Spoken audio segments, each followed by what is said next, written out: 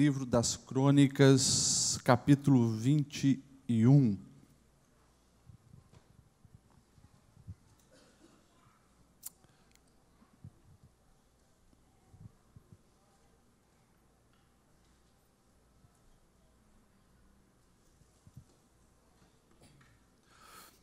Vamos ler do verso 12 ao verso 15.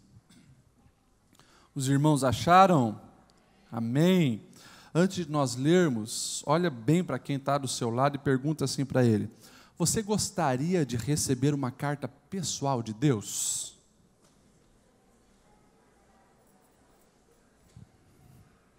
Pelo sorriso dele, eu creio que sim, né?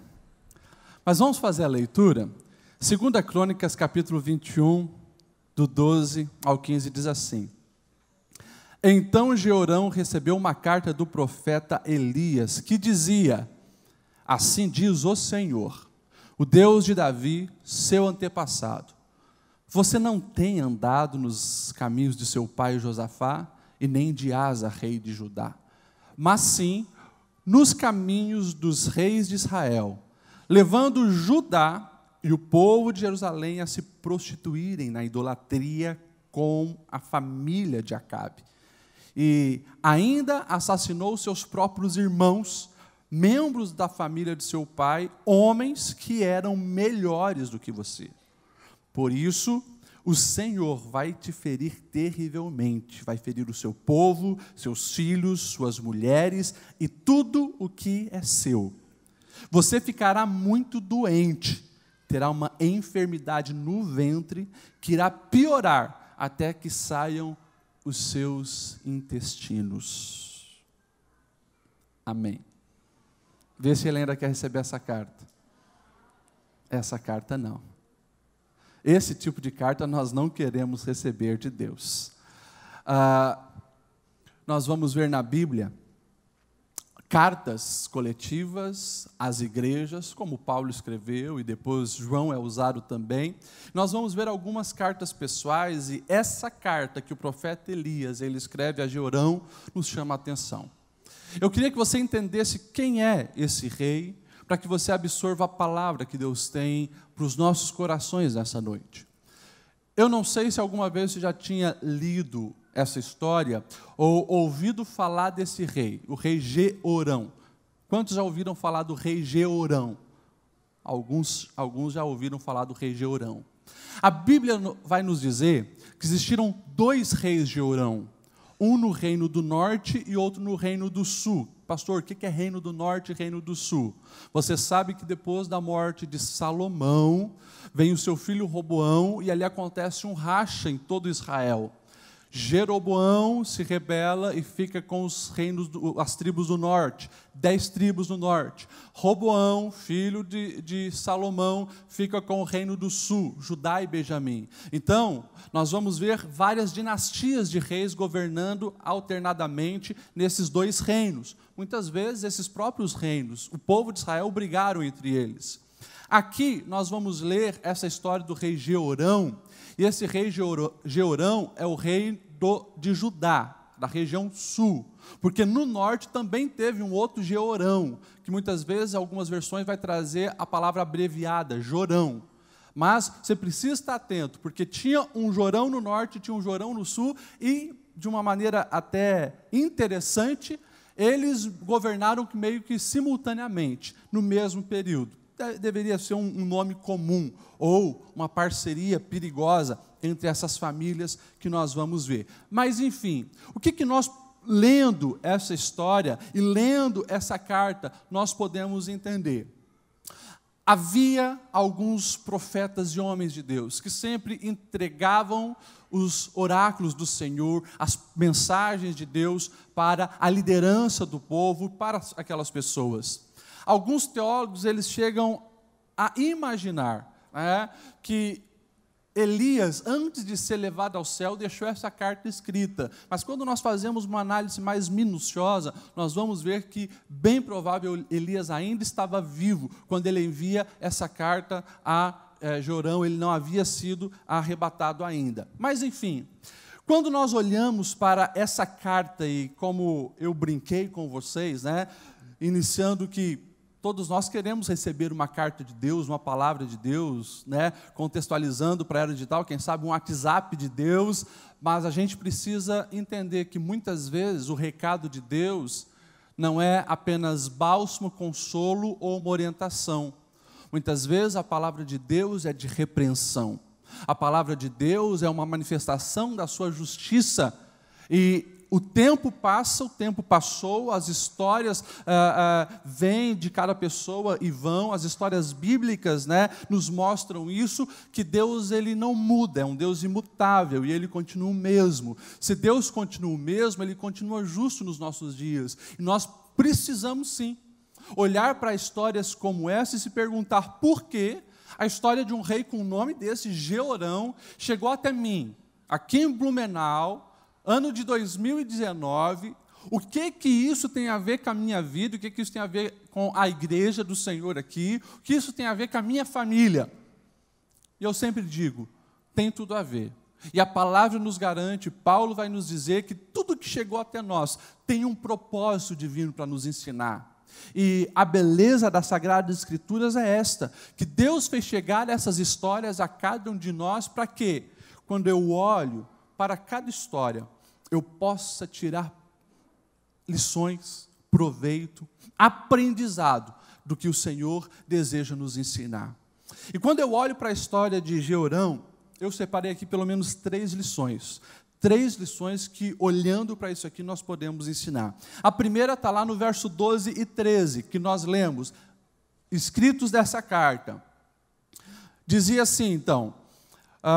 Então Jeorão recebeu a carta do profeta Elias, que dizia, assim diz o Senhor, o Deus de Davi, o seu antepassado, você não tem andado nos caminhos do seu pai Josafá, nem de Asa, rei de Judá. Quem que era Josafá e quem que era Asa? Quando nós olhamos as histórias desses reis, que é o pai, Josafá é o pai de Jeorão, Asa é o avô de Jeorão. Homens que foram grandes reis. Homens que procuraram entender os mandamentos do Senhor e obedecer os mandamentos do Senhor. Homens que não tiveram medo de exterminar as idolatrias a Baal, a Asterote, a outros deuses. Homens que levaram o povo a orar. Homens que realmente valorizaram o Senhor e os ensinos do Senhor.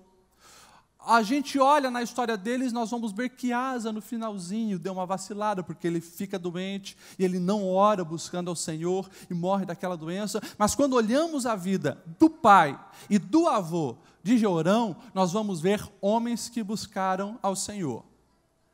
Ele poderia ter absorvido essas influências e ter feito escolhas certas e sábias para a sua vida. Mas a continuação da carta é, mas... sim, você andou nos caminhos dos reis de Israel, levando Judá e o povo de Jerusalém a se prostituírem na idolatria, como a família de Acabe.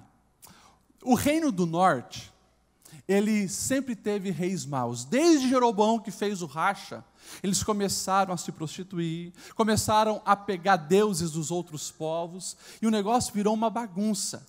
E agora, o reino do norte estava vivendo a pior fase de todas, que você já ouviu falar de Jezabel e você já ouviu falar de Acabe. Acabe se casa com uma mulher terrível, mulher endemoniada, uma mulher que servia a Satanás, adorava demônios, uma mulher que incentivava todo tipo de coisa errada e, além disso, mandava perseguir e matar os profetas de Deus. Inclusive, o próprio Elias saiu fugido de medo de Jezabel, de tão terrível e maligna que era essa mulher.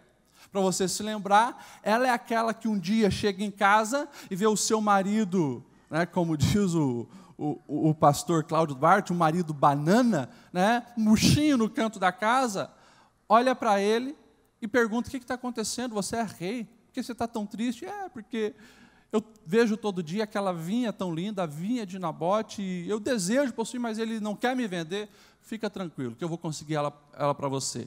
E Jezabel simplesmente manda matar Nabote e toma posse daquela vinha e dá de presente ao marido. É o nível de mulher com que o rei de Israel havia se casado, o rei Acabe. Agora, no reino do norte, tem Jeorão, e Jeorão ele decide fazer parceria com essa outra família. Eu imagino que ele aceita um café lá na casa de Acabe, vão conversando, e de repente Acabe olha para aquele jovem rei, olha para sua filha, Atália, e diz: acho que se combinam. E Jorão cai na cilada, faz uma aliança com a família de Acabe, se casando com a sua própria filha. E o texto diz: isso fez com que ele andasse nos caminhos errados, igual a família de Acabe fazia. E a primeira lição que nós, olhando para esse texto, nós precisamos entender e aprender, e jamais seguir o exemplo de Jorão, que é que nós não podemos permitir que o mal nos influencie mais do que o bem. E esse foi o grande erro de Jorão. E se você não quer receber uma palavra de Deus de juízo, como Jorão recebeu, você precisa guardar o teu coração. E você precisa se policiar, para que as suas escolhas sejam baseadas nas influências positivas que você tem recebido, e não nas influências negativas. Ele tinha a influência do seu pai, ele tinha a influência do seu avô, ele tinha lições preciosas que ele havia recebido durante a sua infância. Ele pega tudo aquilo, joga na lata do lixo, se casa com essa mulher perversa que era terrivelmente igual à mãe, e decide seguir o mesmo caminho. Manda construir altares idólatras em todo o território de Judá, e começa a levar o povo à imoralidade e à idolatria, entristecendo o Senhor. Pastor Lediel, o que isso tem a ver comigo? Tem tudo a ver comigo e contigo, porque todos os dias nós precisamos fazer essa escolha sobre o que vai entrar no nosso coração, o que vai entrar na nossa mente e o que vai reger as nossas decisões de vida. Todos os dias ideologias estão sendo lançadas na sua mente, todos os dias princípios de moralidade estão sendo lançados na sua mente, e a pergunta é: o que você tem feito com isso? Tem pegado as coisas boas e guardado no coração, ou jogado também na lata do lixo as coisas boas e ficado com as coisas ruins? Pastor Lediel, mas olha, diferente desse rei Jorão que o senhor está dizendo, eu não nasci numa família cristã. Pelo contrário, as influências que eu recebi do meu pai, da minha mãe, foram terríveis. Não importa. O que importa é que você está aqui e já está recebendo influência positiva. O que importa é que em algum momento da sua vida você ouviu falar de Jesus Cristo, que transforma a história, e você recebeu já influência positiva. O que importa é que nós, nos nossos dias, somos privilegiados, porque num celular você pode baixar uma Bíblia de graça e ali ter todo dia alimento bom, influência positiva. Então, você não tem desculpa para dizer que não está recebendo influência positiva, porque você está recebendo influência positiva todos os dias. A pergunta é: isso está tendo mais peso no seu coração que as palavras negativas?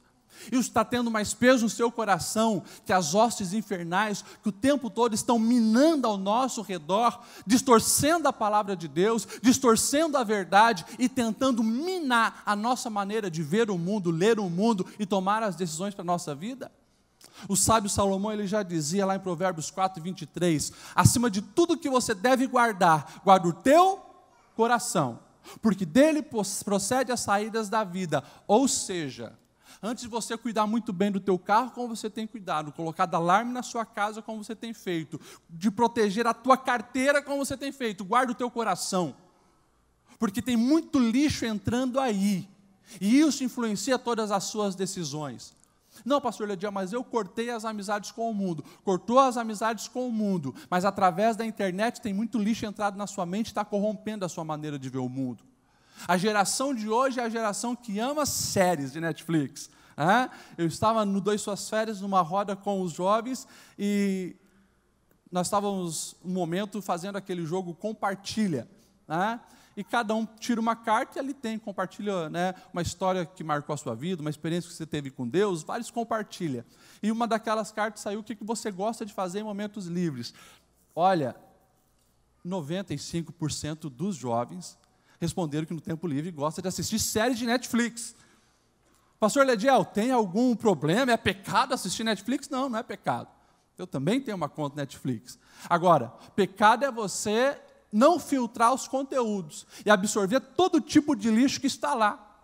E seja Netflix, seja YouTube, seja Globo, seja qualquer coisa, tudo por trás tem ideologias. Tudo por trás tem uma maneira de te levar a fazer uma leitura de mundo.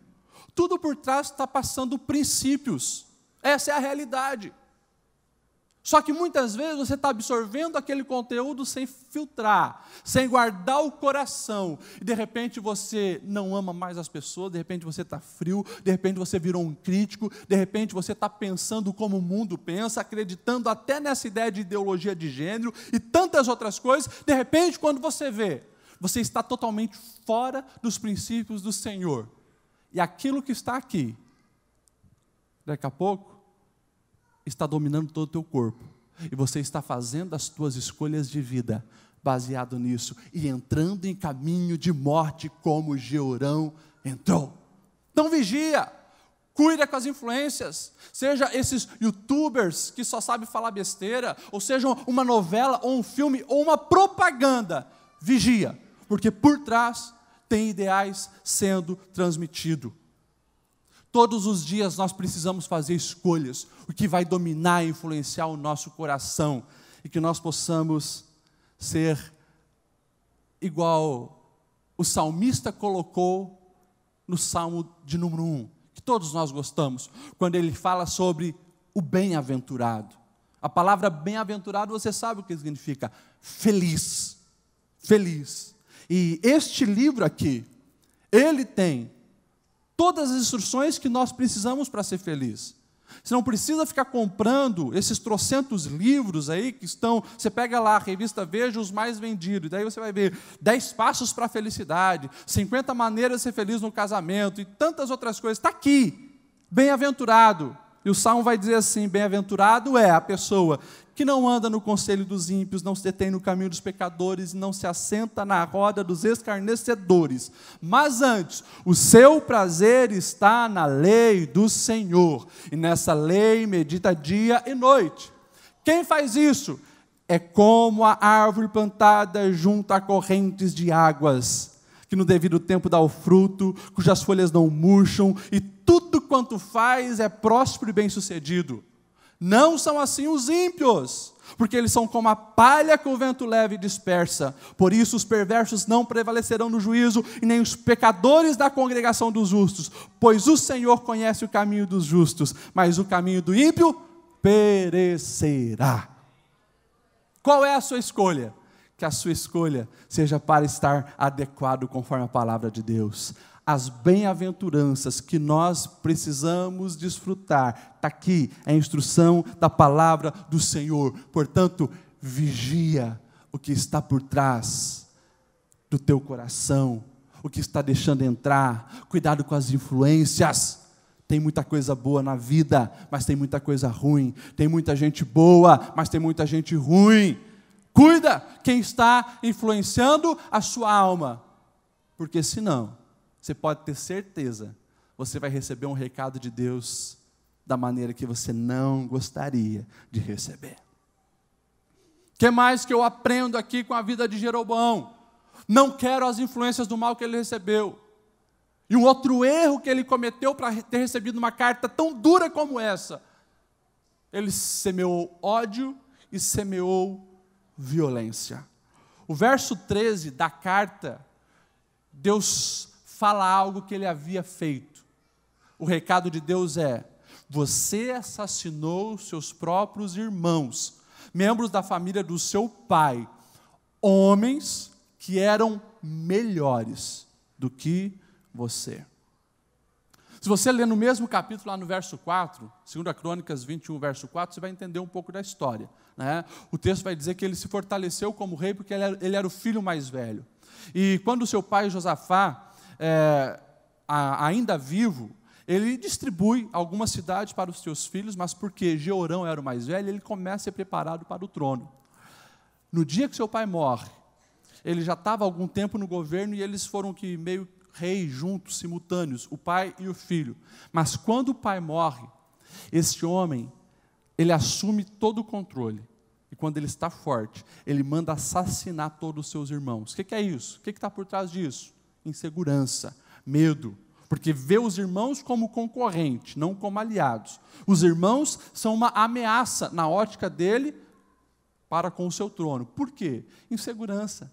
Não estava confiando totalmente no Senhor, claro, estava com o coração aberto para outros deuses. Quando não se confia no Senhor, como fazia Davi, se lembra de Davi? O governo de Davi, mesmo Saul o perseguindo e o querendo matar, porque sabia que Davi havia sido ungido para o rei, Davi teve 2 oportunidades de matar e exterminar Saul. E esse merecia, porque estava com o coração perverso e já fazendo um monte de coisa errada. Davi, não vou tocar no ungido do Senhor.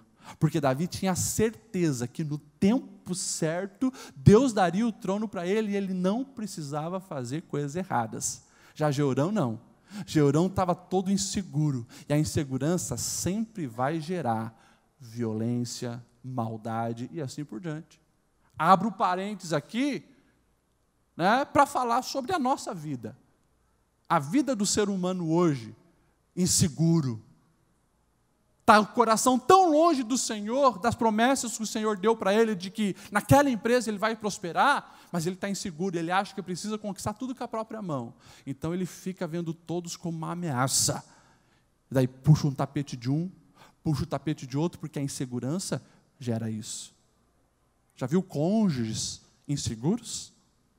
Se tornam violentos, sejam homens, sejam mulheres. O homem começa a ver coisas que não existem. A mulher começa a ver coisas que não existem. E isso geralmente vem em agressividade, em palavras e físicas. Porque a insegurança gera essa realidade. Aqui nós temos um homem totalmente inseguro e manda matar os seus irmãos.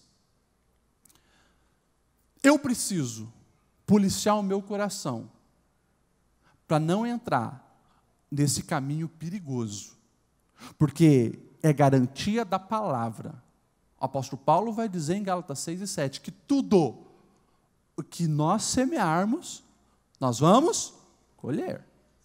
A lei da semeadura é infalível, porque isso é um princípio estabelecido por Deus. Concorde você ou não, é um princípio estabelecido por Deus.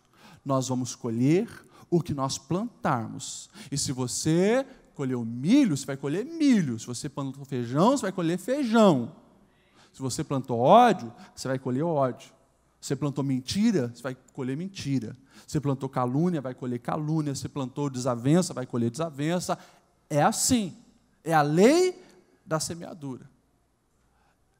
Esse homem, ele tinha semeado morte e violência.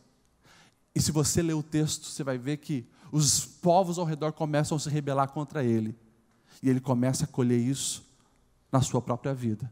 Porque os inimigos vêm, roubam não apenas os bens do seu governo, mas sequestram os filhos, levam as mulheres como escravas sexuais e deixam ele numa situação miserável. Sem falar no corpo dele, que daí começa a vir uma doença que leva ele até a morte nos seus últimos dias. Plantou, não se arrependeu, está colhendo. Pastor Lediel, eu acho que essa palavra não tem nada a ver com a gente, porque esse homem semeou ódio, morte, violência, né? Aqui não tem ninguém que é assassino, pastor Lediel, pega leve, mas eu preciso ir lá no Novo Testamento e parar para observar as palavras de Cristo Jesus. Porque Jesus, quando ele está no Sermão do Monte, o texto vai dizer que ele sobe no monte, com todos aqueles que estavam seguindo, e eles sentam, e Jesus ali começa a resumir, e esse é o primeiro grande sermão de Jesus, ele resume tudo aquilo que ele ia ensinar. Eu não sei se você já observou, que Jesus, de uma maneira fantástica, ele começa falando de quem é feliz, as bem-aventuranças, distorcendo todo o conceito que eles tinham do Antigo Testamento e corrigindo, e também dissipando toda aquela nuvem que o Império Greco-Romano e a filosofia greco-romana ensinava, sobre o que é ser feliz e bem-sucedido. Dissipa. E ele começa ali a quebrar todos os paradigmas. Depois Jesus vai falar sobre sal e luz, e se você observar, Jesus começa a reinterpretar as leis de Moisés.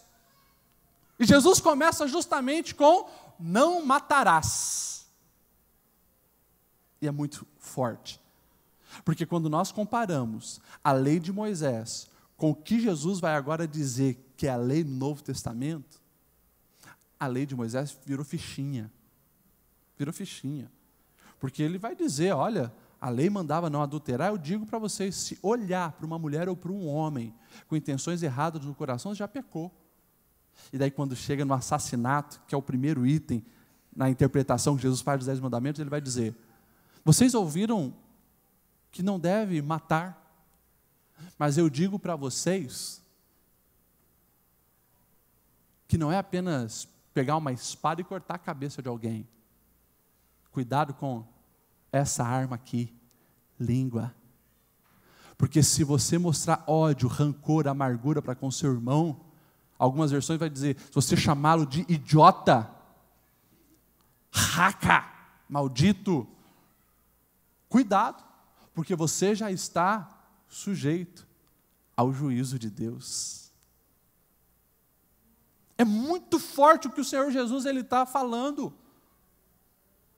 Ele está falando que hoje nós precisamos ter um cuidado muito grande, porque nós estamos literalmente violando o mandamento de não matarás, mas não é com arma de fogo, com espadas e facas, é com a língua, que é uma arma afiadíssima, e tem matado muitas pessoas, matado muitos sonhos, destruído muita família, muitos casamentos. Ei, cuidado com a língua, e fazendo uma aplicação para a nossa era digital, eu nem falo mais língua, eu falo dedos, porque é o que a gente hoje escreve em WhatsApp, escreve em Facebook, escreve na internet, e muitas vezes você está literalmente destruindo vidas, destruindo sonhos, acabando com pessoas, com as suas palavras.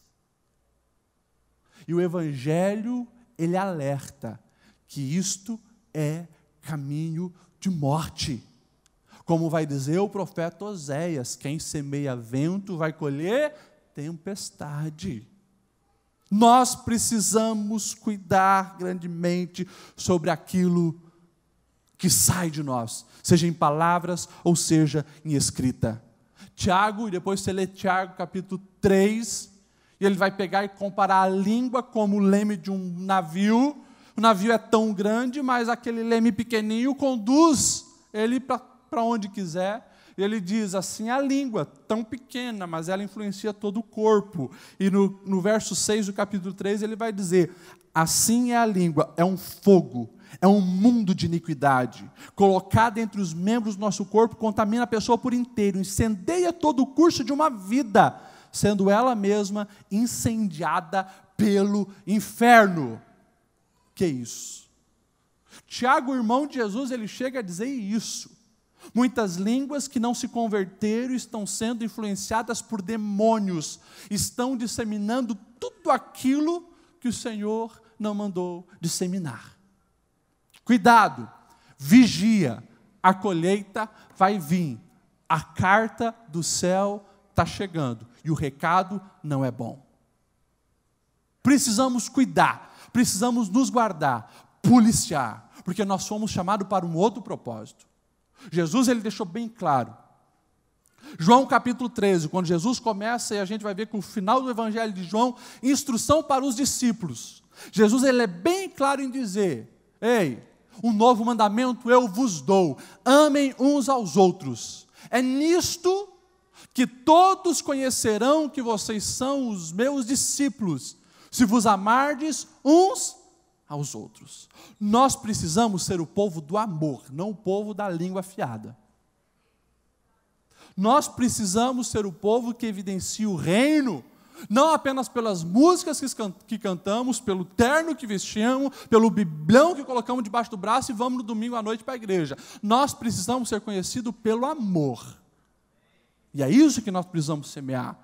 Amar as pessoas seguindo o exemplo do próprio Jesus. Porque não é o padrão do amor que a Globo mostra. Não é o padrão do amor que as séries do Netflix mostram. É o padrão de amor de Cristo. Nisso todos saberão que sois meu discípulo, se vos amardes uns aos outros como eu vos amei, disse Jesus. Ele é o padrão. E daí você começa a analisar os encontros de Jesus com as pessoas. Seja com os pecadores, seja com os discriminados, seja com os seus próprios amigos, seja com os seus discípulos, seja com os seus inimigos. Dá uma olhada lá.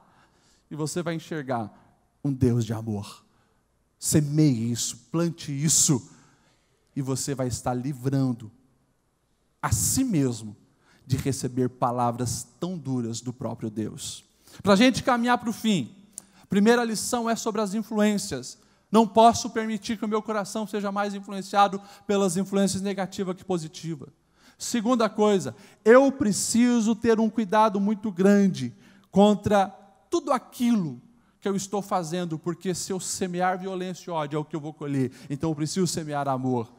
E a terceira lição, que quando nós olhamos para a vida de Jeorão, ele esqueceu é da justiça de Deus, como nós aqui estamos falando.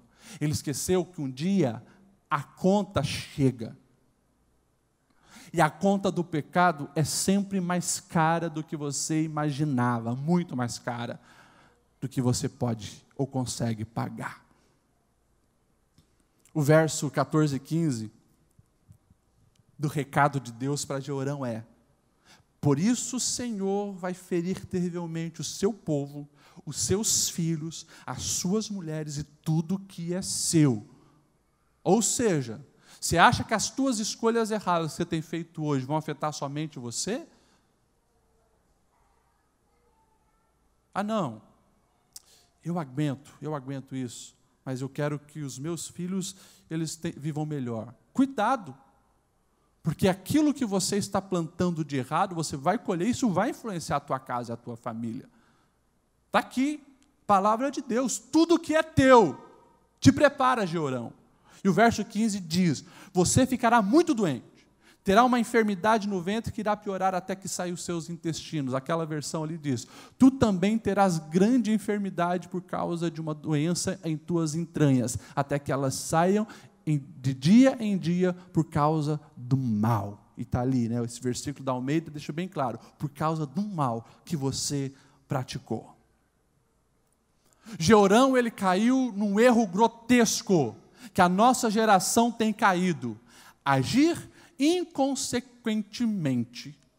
Ou seja, destrinchando essa palavra, agir achando que o que nós fazemos não vai ter consequência nenhuma. E vai. Na tua Bíblia aí, se você está com a Bíblia aberta, leia daí, porque nós lemos o recado de Deus. Leia a partir do verso 16. O que começa a acontecer com Jeorão? Verso 16 é assim: o Senhor despertou contra Jeorão a hostilidade dos filisteus, dos árabes que viviam perto dos etíopes. Eles atacaram o reino de Judá, invadiram, levaram todos os bens que encontraram no palácio e também as mulheres, os filhos. Só ficou Acasias, que era o filho mais novo. Depois de tudo isso, o Senhor afligiu Jeorão com uma doença incurável nos intestinos.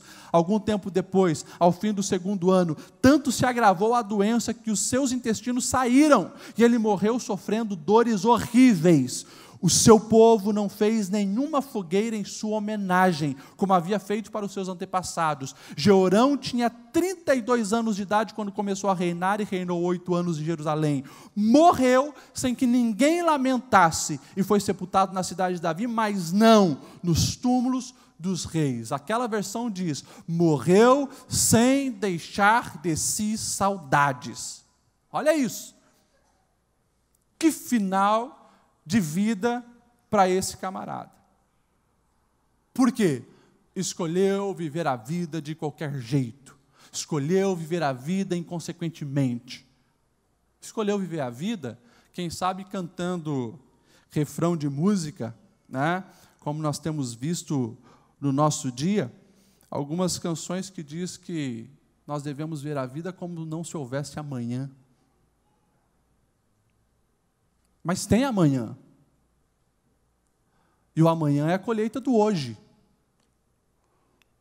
E tem um outro amanhã, que é diante do trono de Deus.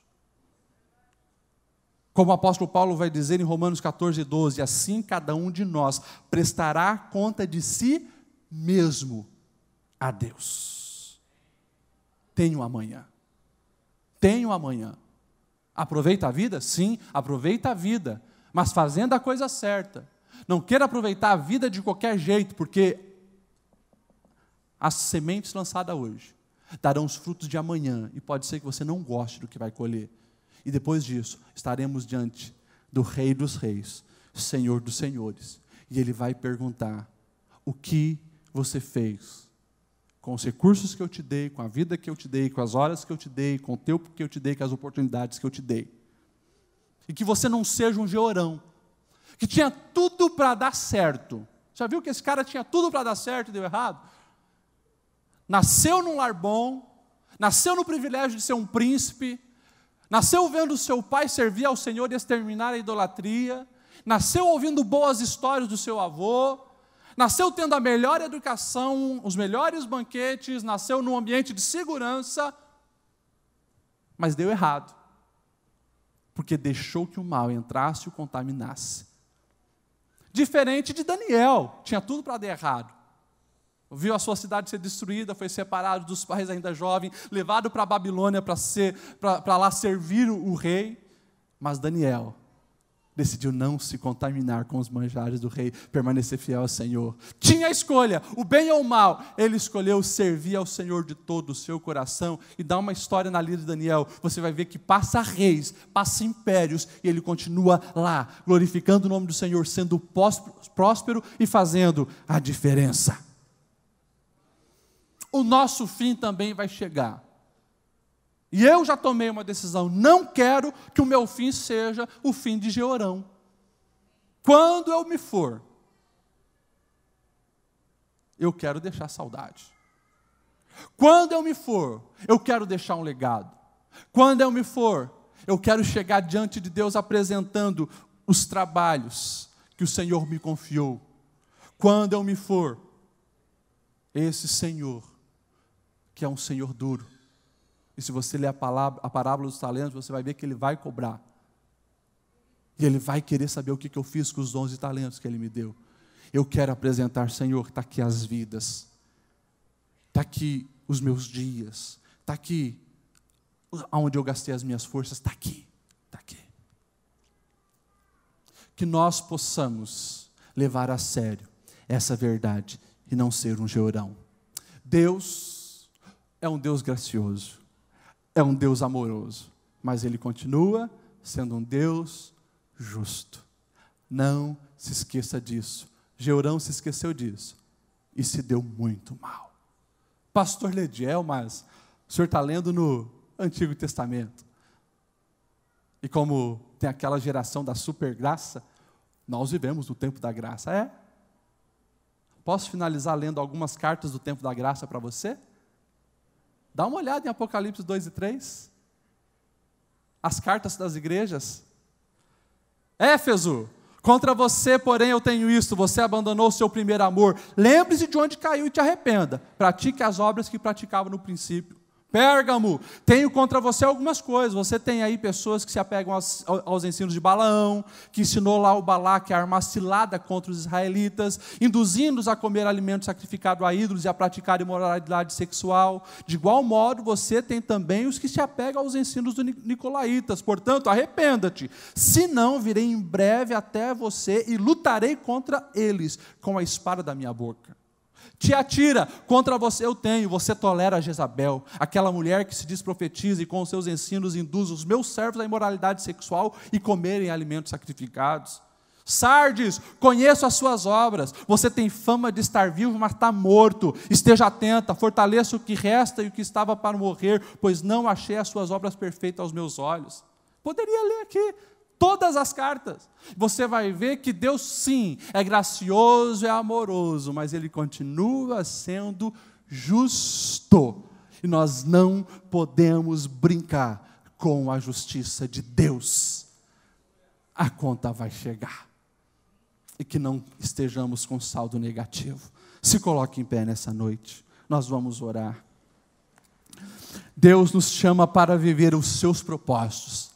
Deus nos chama para caminharmos no centro da sua vontade. E essa palavra, pastor Lediel, mas meu Deus, pastor, nesse domingo o senhor vem com uma palavra tão dura como essa. Isso é, sabe o quê? Amor. Amor. Amor. Amor de um pastor que tem chorado por essa igreja. Tem chorado com histórias que eu tenho ouvido em gabinete. O diabo está cirandando com tantas pessoas. Por quê? Não está se deixando influenciar pelas verdades do Evangelho. Pelo contrário, tanto lixo tem entrado nos corações e as decisões estão sendo erradas. Mas como diz uma dessas cartas, guarda o que você tem, para que ninguém tome a sua coroa. Ei, 2019 é ano de receber influência dos céus, influência da palavra, encher-se do Espírito, gastar tempo na presença do Senhor, derramar a alma diante dEle. 2019 é tempo de nova vida, do púlpito à porta. Todos nós precisamos estar mais íntimos do Senhor e virar as costas para o mal, virar as costas para a influência maligna. Nós precisamos de Deus. Eu queria que você fechasse os seus olhos e nós vamos orar. Nós vamos buscar a face de Deus nesse momento. Talvez você está aqui nessa noite e você ouvindo essa palavra, você deseja avivar o seu coração novamente ao Senhor, e você deseja manifestar isso diante de nós, o teu desejo pelo Senhor. Eu queria que você saísse do seu lugar e viesse à frente. Você que quer um recomeço com Deus, você que está precisando trilhar uma nova história de vida, você que está precisando mais da presença do Senhor nas escolhas que você tem feito, hoje é tempo de você vir aqui e derramar a sua alma diante desse Deus que deseja realmente atrair o nosso coração. Hoje é tempo de renovo, hoje é tempo do refrigério do Senhor sobre a nossa alma. Hoje é tempo de recomeço. Hoje é tempo de, já no começo do ano, colocar uma determinação, um alvo, um propósito de parar de ser dominado pelo mal. Hoje é o tempo. Nós vamos orar. Senhor Deus, obrigado pela Tua palavra. Como a Tua palavra, Senhor, é linda e nos ensina. E quantos exemplos nós temos ali de que nós realmente podemos evitar o mal e escolher o bem e desfrutar dos Teus planos, dos Teus projetos para a nossa vida. Nós estamos aqui dizendo, Senhor, que queremos e precisamos ser melhor. Nós não queremos, Senhor, continuar sendo dominado pelo mal. E nós não queremos jamais que uma carta dessa chegue para nós, não. Pelo contrário, Senhor, nós estamos aqui com o coração arrependido, pedindo e clamando pelo Teu perdão e aceitando, Senhor, a oportunidade de recomeço que Tu nos dá. Venha perdoar os nossos pecados, Senhor, de negligência com a Tua palavra, de negligência na oração. Nos perdoe, Senhor, porque temos sido dominados por tantas distrações. Nós precisamos ser melhor, nós queremos ser melhor, nós queremos andar no centro da Tua vontade. Portanto, nós pedimos, Senhor, venha avivar os nossos corações, acenda um fogo na nossa alma pelo desejo das coisas espirituais e nos dá sabedoria e discernimento para rejeitarmos, Senhor, as propostas malignas, rejeitarmos as palavras infernais e rejeitarmos tudo aquilo que não vem de Ti. Nós dizemos não para Baal e as suas astúcias, nós dizemos não para Astarote e as suas táticas infernais. Nós queremos o céu, nós queremos a Cristo, nós queremos Te servir de todo o coração. Esse é o desejo da nossa alma, Senhor, e nós pedimos este recomeço em nome de Jesus. Amém, amém.